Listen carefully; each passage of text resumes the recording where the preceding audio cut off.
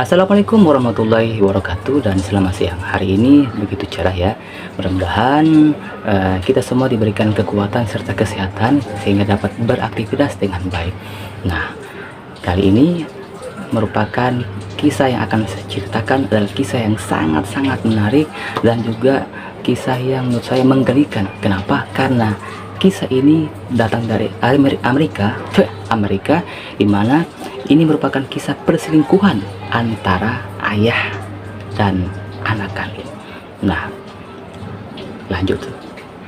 Nah, kisah ini berawal dari tahun 1995, di mana pertemuan antara Stephen Pladel dan Alyssa Garcia.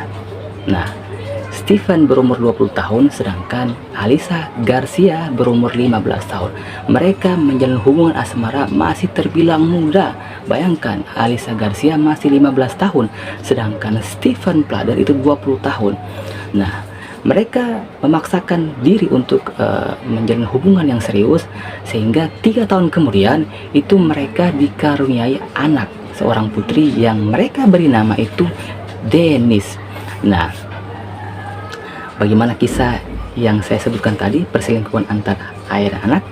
Penasaran? Oke, lanjut. Nah, Denise ini, anak mereka itu mulai seperti anak-anak pada umumnya, umur 4-5 bulan itu pasti menangis ya kan di rumah mereka. Ketika mereka melihat dia haus atau dia merasa lapar, pasti anak itu akan menangis. Nah, si bapak ini, bapaknya yang bernama Stephen ini, itu tidak senang mendengar ada tangisan anak bayi begitu. Dia merasa terganggu dengan tangisan itu.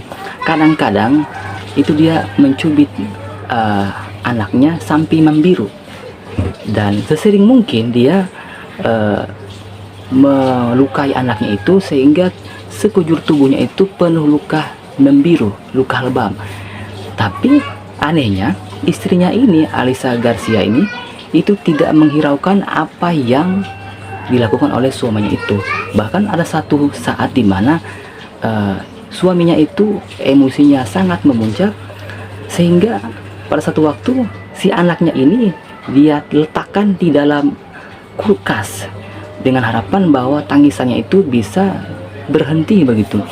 Dan si Alyssa Garcia ini anehnya itu tidak menggubris sama sekali, bahkan membiarkan apa yang dilakukan oleh si suaminya itu. Sehingga pasti kalian akan merasa bahwa ini satu kelewatan sekali ya apa yang dilakukan oleh mereka berdua. Harusnya kalau misalnya ada suami marah misalnya ke anaknya, pasti istrinya itu pasti tegur kan, jangan seperti itu, jangan begitu, kasihan anak kita. Tapi si istrinya itu membiarkan apa yang suaminya lakukan. Ini kan sangat mengherankan gitu. Nah, melihat ini semua, mereka berusaha untuk tenang, tapi ternyata karena memang umur mereka masih belia, yang secara logika bahwa mereka tidak pantas untuk mengurusi bayi, dan mereka merasa bahwa perlu untuk memberikan anak mereka ke orang lain untuk diadopsi. Nah, beruntung sekali ada satu keluarga yang yang rela mengambil untuk diadopsi anak itu, si Denise tadi. Keluarga ini bernama Anthony dan Kelly Fusco. Mereka berdua merupakan sepasang suami istri yang sangat baik, dan walaupun memang mereka sudah sedikit berumur ya, di atas 30-an bahkan 40-an, itu mereka sampai saat ini belum diberikan oleh Yang Maha Kuasa keturunan atau anak, sehingga mereka merasa bersyukur ada sebuah keluarga yang memberikan bayi untuk diadopsi. Dengan senang hati, si Anthony dan Kelly Fusco itu mengambil anak itu, si Denise tadi, untuk mereka adopsi. Mereka sangat bahagia. Mereka merupakan keluarga yang taat ibadah, merupakan keluarga yang sering ke gereja, karena mereka ya Kristen ya, hingga mereka pergi gereja untuk ibadah. Nah, selang beberapa waktu ke depan, beberapa tahun kemudian, itu si Denise tadi, yang akhirnya mereka rubah namanya menjadi Katie Fusco. 18 tahun kemudian, si Denise ini atau Katie Fusco ini itu merasa bahwa perlu untuk bertemu dengan keluarga yang aslinya begitu, ayah dan ibu kandungnya. Sehingga mendengar itu semua, kedua orang tua angkatnya Anthony dan Kelly Fusco tadi itu merasa senang apa yang si Katie Fusco atau Dennis tadi inginkan begitu. Sehingga karena mendapat persetujuan dari orang tua angkatnya, si Katie Fusco ini berusaha mencari di media sosial untuk bagaimana bisa menghubungi orang tua kandungnya, dan akhirnya alhamdulillah si Katie Fusco tadi itu berhasil menemukan akun medsos dari orang tua kandungnya, sehingga mereka berhubungan secara daring, secara media sosial, dan akhirnya mereka berjanji untuk saling bertemu begitu. Awalnya si Katie Fusco ini ingin melanjutkan studi atau kuliah di New York, tempat dia tinggal sekarang dengan orang tua angkatnya. Tapi karena dia berjanji bertemu dengan orang tua kandungnya, dia urungkan niatnya untuk kuliah di New York di satu perguruan tinggi, sehingga dia terpanggil untuk bagaimana bisa lebih mendahulukan keluarga yang aslinya ketimbang kuliah dulu begitu. Nah, si orang tua kandungnya, si Stephen Pladel dan Alyssa Garcia tadi itu sangat senang mendengar anaknya ini mau datang ke mereka untuk bertemu begitu. Nah, ini awal dimana kisah menyeramkan itu terjadi. Mau tahu? Oke, lanjut. Nah, ketika Katie Fusco datang ke orang tua kandungnya, ya kan, itu mereka tampak bahagia, senang awalnya. Dan memang pada saat itu si Anthony Pladel dan si Alyssa Garcia ini sudah memiliki anak tahun 2007, ya kan. Tahun 2007 si Alyssa ini siap untuk memiliki anak, karena waktu si Dennis tadi atau Katie Fusco itu waktu itu memang masih muda mereka, sehingga belum siap untuk memiliki anak. Tapi ketika tahun 2007 mereka berusaha untuk bagaimana menyiapkan diri untuk siap memiliki anak, sehingga tahun 2007 mereka memiliki anak yang kedua, dan tahun 2011 itu mereka dikaruniai anak yang ketiga setelah Katie Fusco atau Dennis tadi begitu. Nah, si Katie tadi tinggal di rumah orang tua kandungnya, itu tampak ayahnya bersikap agak aneh terhadap anak pertamanya ini, si putri kandungnya. Kenapa? Karena setiap malam si ayahnya ini itu tidur di lantai di kamar yang ditempati oleh anak pertamanya ini, si Katie Fusco atau Dennis tadi. Ibunya ini atau istrinya Stephen Pladel itu merasa ini kok ada yang janggal begitu. Kenapa suaminya itu tidur di kamar, walaupun memang di lantai sih, di kamar yang ditempati oleh anak yang baru datang itu, yang dari New York, yang diadopsi oleh Anthony dan Kelly Fusco, ya kan. Selama beberapa hari kemudian, ya walaupun sebelum si Katie Fusco datang di rumah mereka berdua ini memang cekcok, suami istri ini memang cekcok, mungkin persoalan finansial ya, karena saya mendapat informasi bahwa pada saat itu si Stephen Pladel itu mulai kehilangan pekerjaan tetap, sehingga mungkin itu membuat keluarga mereka mulai cekcok. Ya, rata-rata keluarga itu akan cekcok kalau bicara masalah ekonomi, tapi sedikit sekali orang bersabar tentang hal itu. Nah, lanjut. Selang beberapa saat kemudian, ya kan, setelah istrinya tahu bahwa suaminya itu tidur dengan anak kandungnya di kamar itu, dia merasa kok ada yang aneh ini begitu, ada yang aneh. Sehingga karena itu semua, si istrinya ini menggugat cerai suaminya gara-gara mereka cekcok sebelum Katie Fusco datang, dan ditambah lagi dia melihat itu semua begitu, sehingga dia sudah tidak tahan bersama dengan suaminya lagi, sehingga dia gugat cerai suaminya, si Stephen Pladel tadi. Nah, sehingga dia keluar dari rumah, meninggalkan rumah itu, dan selang beberapa minggu kemudian dia balik ke rumah untuk melihat anaknya. Itu dia melihat bahwa si anaknya ini hamil ternyata, si Katie Fusco.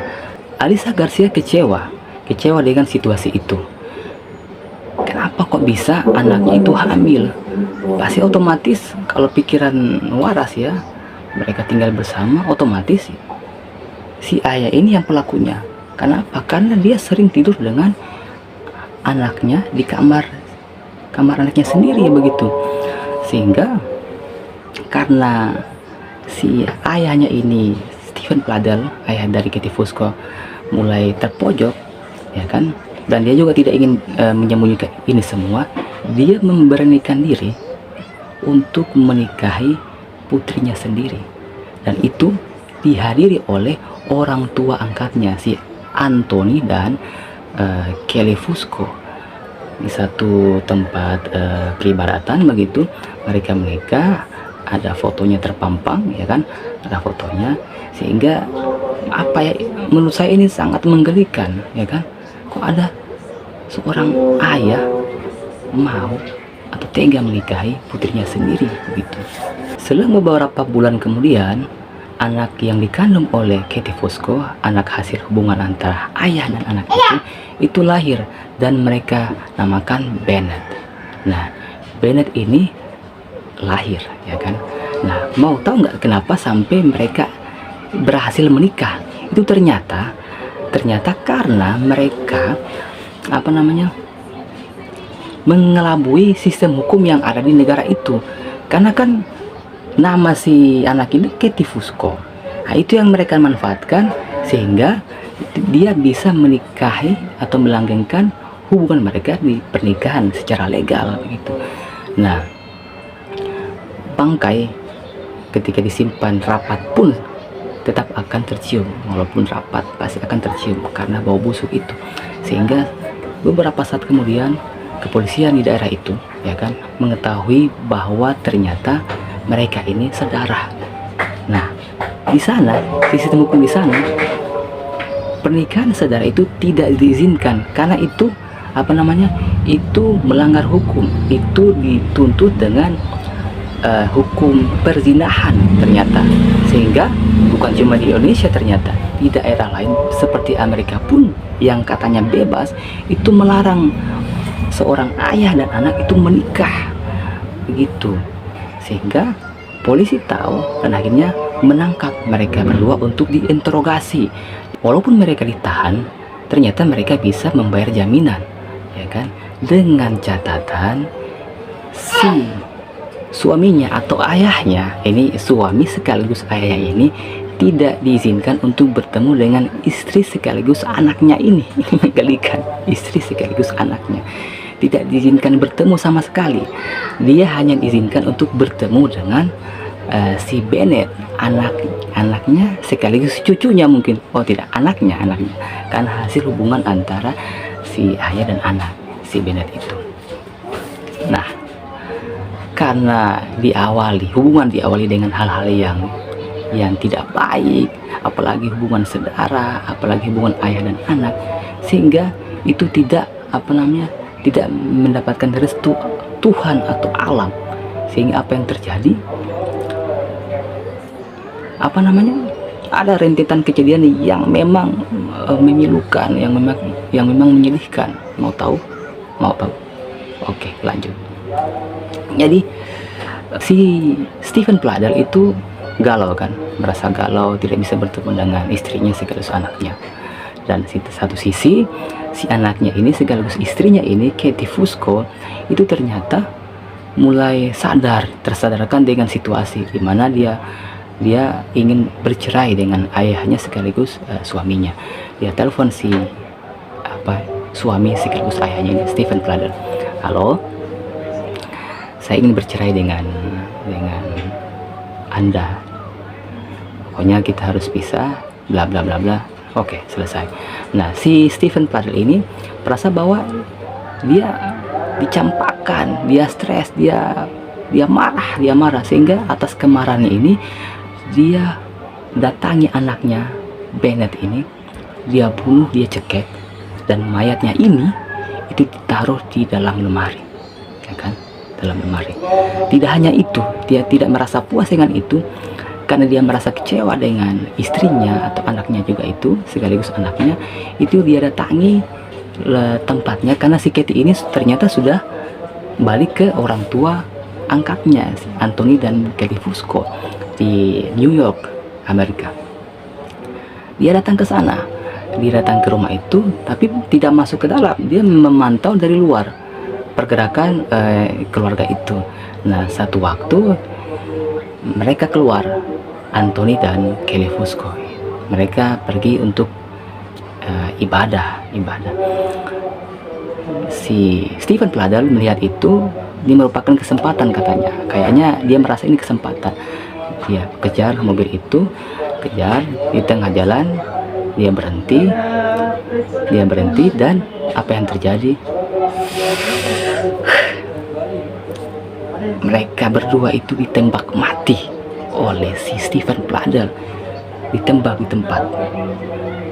Si si Katie Fusco dan Anthony itu dibunuh di mobil yang mereka tumpangi, dibunuh.